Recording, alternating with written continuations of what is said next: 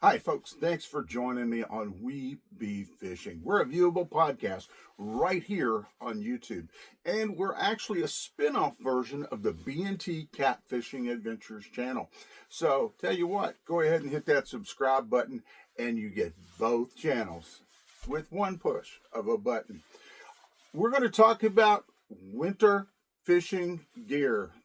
Now, you're probably thinking I'm going to talk about nice warm clothes and dressing in layers and things like that, which I'm not, but I highly recommend you do wear some nice warm clothes in layers, and you can always peel them off as needed. Something that resists rain and or snow as that comes down and makes your fishing trip that much more comfortable and enjoyable. But what I'm talking about today is your actual fishing equipment. Yep, that's right. That rod and that reel, the heart of the fishing trip, right? Well, a lot of times we sometimes ignore those things. We're focused on sharp hooks and what baits we're going to use and the location and so on and so forth, that we neglect our actual equipment that is the backbone of our fishing trip.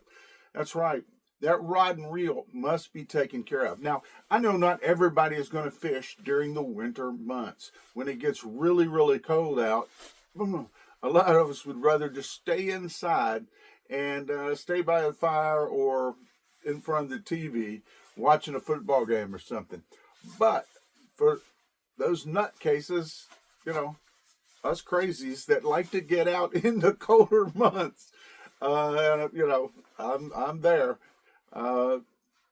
We've got to focus on our gear. That's right. Now, what do you need to look for on your rods? Well, make sure the seats are good. Locking those reels into place. Make sure that there is no cracks along the rod. That it's in good condition. Make sure your eyelets are all secure to your rod and there's no debris or anything caked up in there or that's going to cause issues.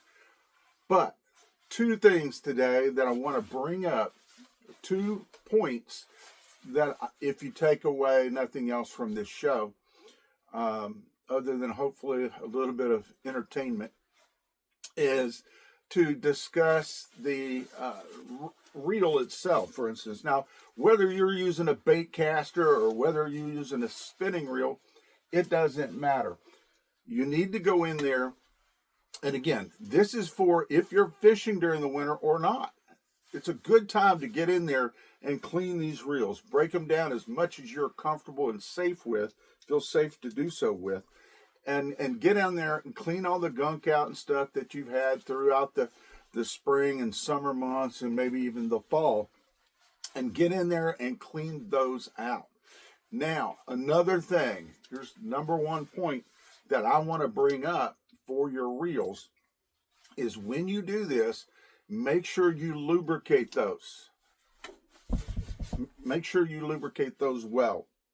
Now, the reason I state this is not just so, although that is important, that they function well in moving and the gears and all that work good. Why this is important for the wintertime is it helps keep moisture out of your reel. Whether you're out there and it's raining or snowing, moisture can get into those reels.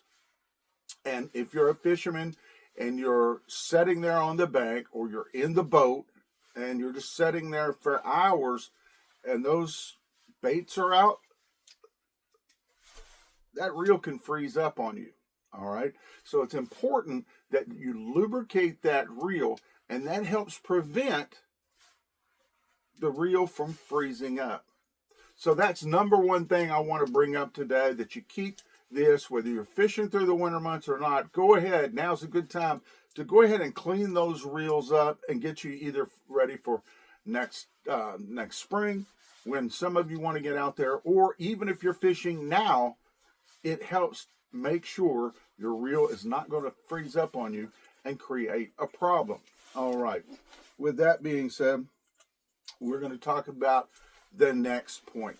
Now, I have loved a lot and use it a lot of braided line. Now, I'll use my monofilament or even a fluorocarbon sometimes as a leader line, but my main line many times has been, over the years, it's been braid. Now, not promoting any brand of braid in particular or anything like that right now. We're just talking about braid in general. However, the problem with braid in winter is these fibers will soak up a lot of moisture, right? So it's just your whole rod or your reel is just caked in moisture, rain, snow, whatever. And again, just like those reels, if it's sitting there a long period of time, that line will freeze. That could create an issue, right, when you're fishing. So for your winter months, I highly recommend you move off into monofilament line. If you're a diehard braid guy, I know that kind of goes against everything you believe in, but in those hard winters, months when it's really cold, or if you're out there and there's snow and so on and so forth, and those freezing temperatures, I recommend the monofilament line for those fishing trips. And again, that line will not freeze. It will become more rigid, a little stiffer than normal, but it's not actually going to freeze. It's still going to function like it should on those reels. All right. So those are two takeaways. Number one is make sure, actually, there's three. Number one, go ahead and make sure you're taking care of your fishing equipment. And that is your rod and your reel right now. And we should do that periodically throughout the year. You're making sure that you're cleaning them. And for you people that fish heavily, you may want to change lines even often. If you go out a lot and you fish deep, you can get nicks in your line and stuff like that. Just average wear and tear if you're dragging those baits long distances. So it's a good idea to go ahead and check those often. And again, make sure we are lubricating those reels well so it's not going to freeze up during the winter months, and possibly shift to monofilament line during these freezing temperature months. It's very important. You don't want to lose fish because your line actually froze and snapped because it was froze. And that would just be a heartbreaker. You're sitting out there in the cold for hours possibly and just waiting on that fish, and then you finally hook up and it snaps because your line actually broke because it was frozen. That would be absolutely terrible. Anyway, thank you guys so much for watching. We appreciate it. Again, if you haven't subscribed to the channel, go ahead and do so. Again, we appreciate you being here listening to us on We Be Fishing. And again, make sure you subscribe so you get the B&T Catfishing Adventures channel as well. Also, check out our community section where we're on there doing polling questions quite often, just having a blast.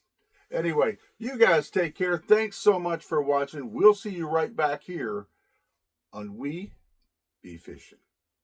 Have a good one.